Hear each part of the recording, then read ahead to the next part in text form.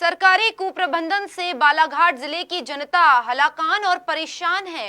जिले में नल जल योजना ठप पड़ी हुई है तथा सुदूर ग्रामीण सड़क योजना के हाल बुरे हैं। यहां प्रसूता को खराब सड़क होने की वजह से खाट पर रखकर ले जाना पड़ता है।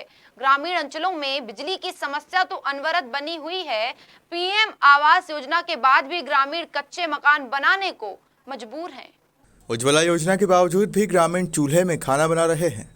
आदिवासी क्षेत्रों में आज भी बैगा आदिवासी आदिमानव की जिंदगी जीने को मजबूर है। रेलवे ओवरब्रिज नहीं बनने के कारण रेलवे क्रॉसिंग घंटों जाम की स्थिति का बनना रोज की आम बात हो चुकी है। तो क्या इन तमाम समस्याओं को नजरअंदाज करके प्रदेश के मुखिया शिवराज सिंह चौहान जिलेवासियों के जख्मों में नमक छिड़कने बालाघाट आ रहे हैं? बालाघाट जिले में यह गंभीर चर्चा का विषय बना हुआ है। रविवार को 29 अगस्त को मुख्यमंत्री शिवराज सिंह चौहान का बालाघाट आगमन हो रहा है, जिसे लेकर प्रशासन द्वारा जोर शोर से तैयारियां की जा रही है। पोस्टर बैनरों से नगर सहित जिले के अनेक हिस्सों को सजा दिया गया है। इधर ओबीसी महासभा ने भी अपनी मांगों को लेकर प्रदेश सरकार पर दोहरा रवैया अपनाने का आरोप लगाते हुए मुख्यमंत्री के बालाघाट आगमन पर उन्हें काले झंडे दिखाने का निर्णय लिया है। क्या नाम है आपका? कृष्ण। आपका राशन कार्ड बना है? नहीं।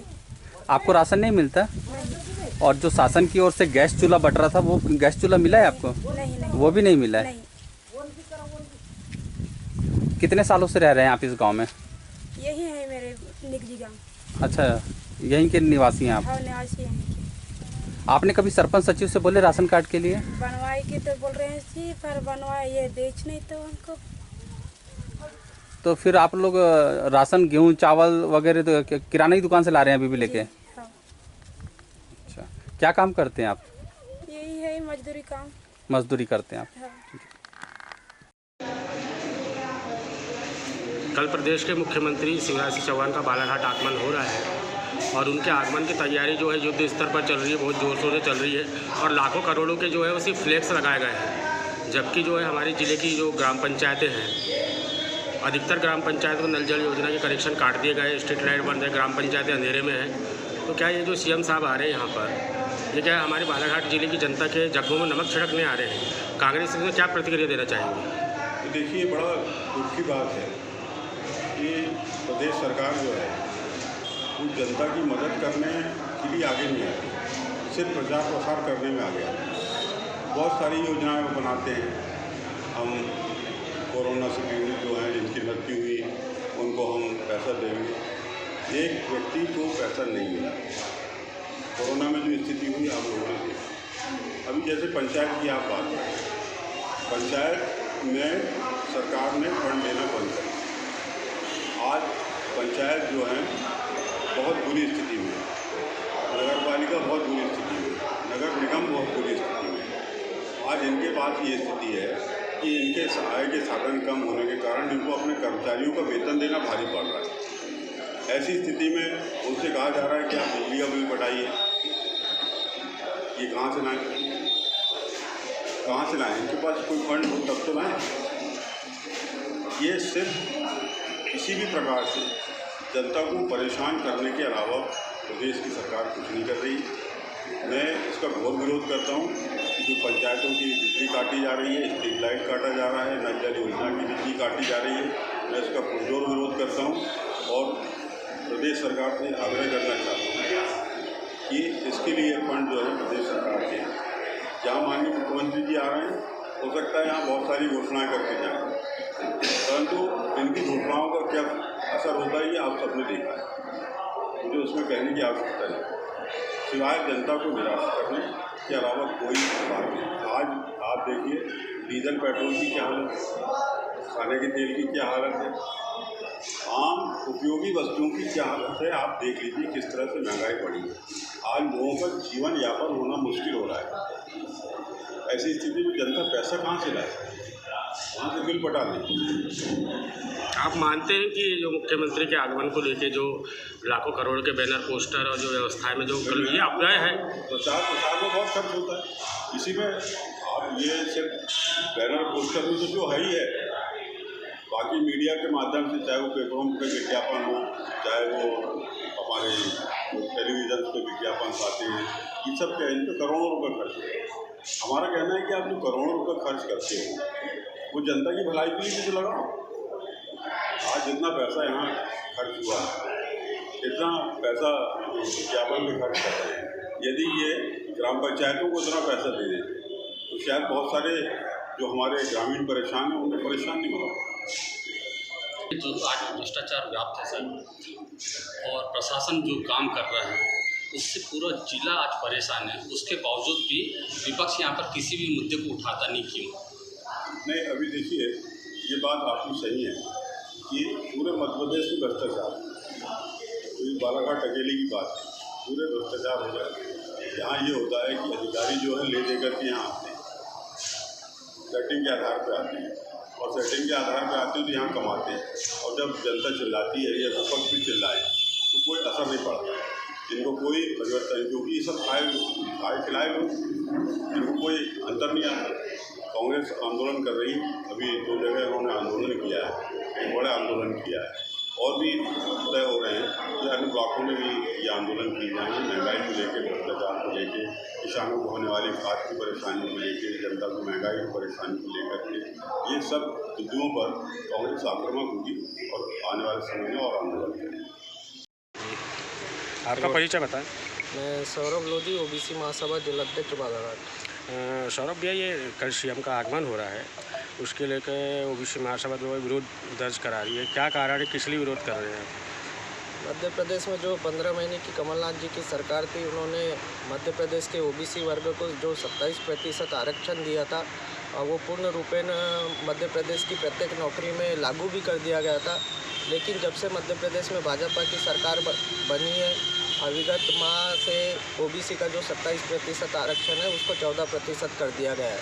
इसका मुख्य कारण ये है कि मध्य प्रदेश सरकार जो हाई कोर्ट है वहाँ पे अच्छे से पैरवी नहीं कर पा रही है, अच्छे से उनके अधिवक्ता सरकार के तरफ से ओबीसी का पक्ष नहीं रख पा रहे, जिसके कारण ओबीसी का आरक्षण 27% से घटाकर 14% कर दिया गया है। यह हमारी पहली मांग है कि मध्य प्रदेश में तुरंत 27% आरक्षण ओबीसी वर्ग को लागू किया जाए।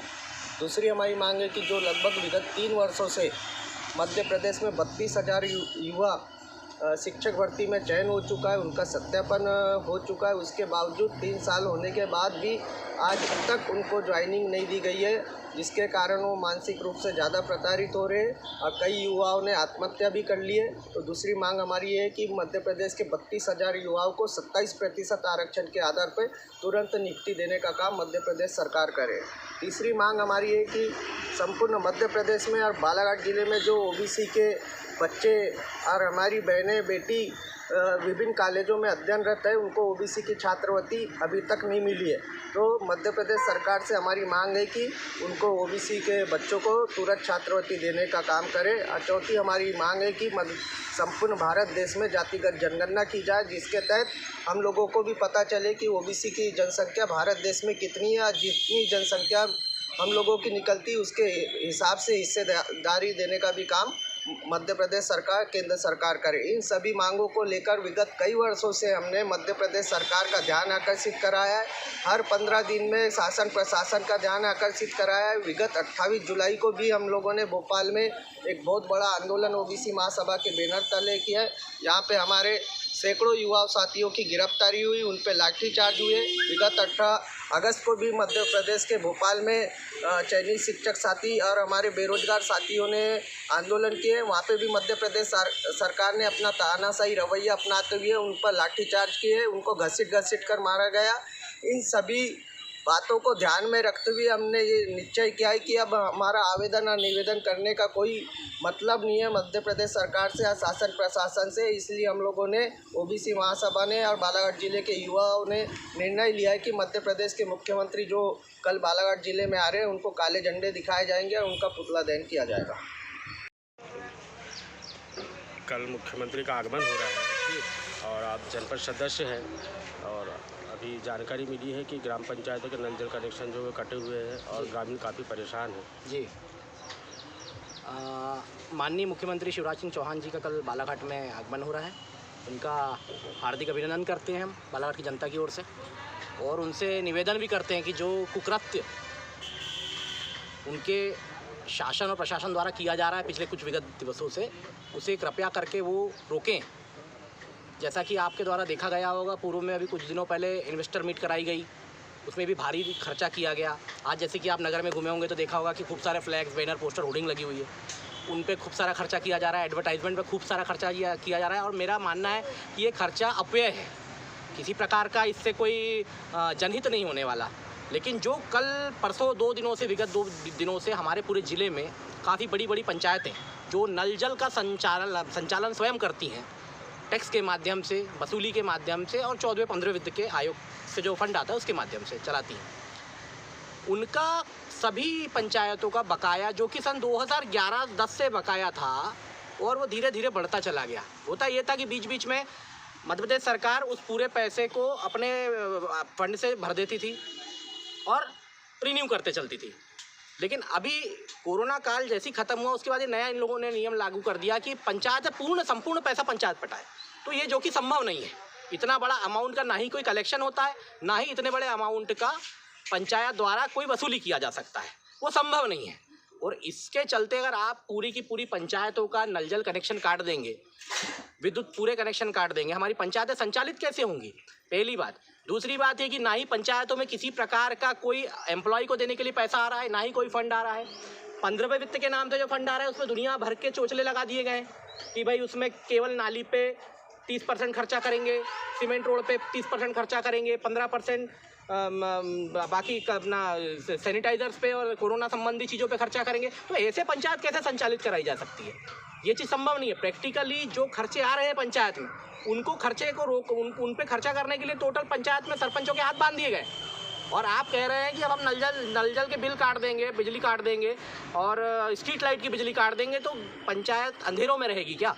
पंचायत संचालित कैसे होंगी? लोगों को पानी कैसे पहुंचेगा? एक तरफ पानी की महामारी है साहब, और एक तरफ आप देखिए कल और परसों 2 दिन से मैं देख रहा हूँ, शायद आप लोगों ने भी देखा होगा मीडिया के माध्यम से और हमारे सभी शहरवासियों ने देखा होगा कि बालाघाट शहर को फायर ब्रिगेड पानी से धो ही रही है। पानी से इधर धोया जा रहा है सड़कों को, और उसी क्षेत्र के गरीबों को पीने को पानी नहीं मिल रहा है साहब। तो मैं ऐसे माननीय सम्माननीय राजा साहब, हमारे राजा जो प्रदेश के राजा है, माननीय मुख्यमंत्री जी, उनसे निवेदन करना चाहूँगा कि ये जो कुरीतियाँ हमारे पंचायत में चल रही हैं और हमारे जो शहर में चल रही है, हमारे शासन प्रशासन में दिख रही हैं, इनको दूर करें, इन विसंगतियों को दूर करें। और कृपया करके जो आपने नियम बनाया है कि समस्त बिजली बिल पंचायत स्वयं भरे या स्वयं उसका भुगतान करे, उसे तत्काल रोका जाए, सभी पंचायतों की बिजली पुनः जोड़ी जाए ताकि गरीब व्यक्ति के घर में पानी तक जा सके। ऐसी कितनी पंचायतें हैं जिले में? मेरे जानकारी में लगभग, मेरे विधानसभा क्षेत्र में बालाघाट लालबरा जनपद पंचायत क्षेत्र से आता हूं मैं।